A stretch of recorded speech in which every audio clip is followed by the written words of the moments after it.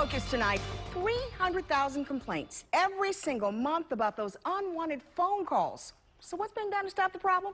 In Focus, investigator Amy Aubert takes a look at how one group is taking, I guess you could say, the calls into their own hands.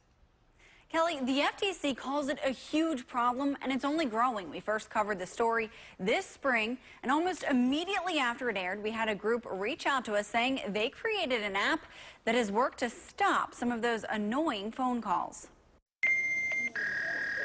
Kathleen Nair's phone number is legitimate. But if you're a telemarketer, you might not know that. If I answered and hung up, they might call back right away, 2 and 3 times.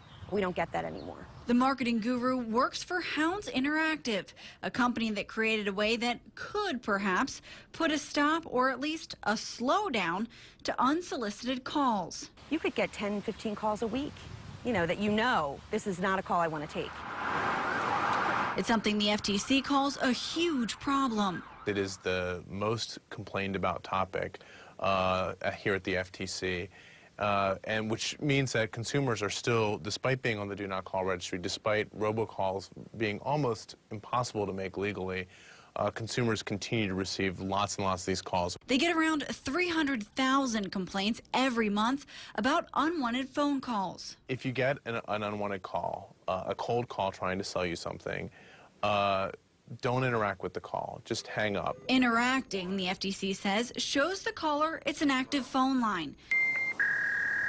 That's where the Fake-a-Fax app comes in. Well, now instead of passing up that call and not answering the phone, which is going to do nothing, really, till the FTC comes up with something better, we've come up with this. Nair says it all started from the idea that fax machines don't really get calls from telemarketers. As soon as you have it, as soon as you have the phone there and you've hit on, you can have that sound going, and you just wait. The app provides several different tones, each portraying a disconnected line All circuits are busy now. or wrong number.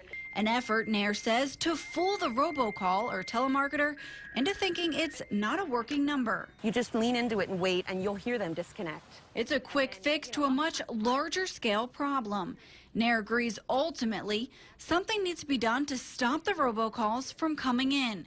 But until then, they're plugging away, tapping an app to send a message. Please check the number and try your call again. Hopefully they'll find an answer, but for the interim, we feel like we're doing our little part.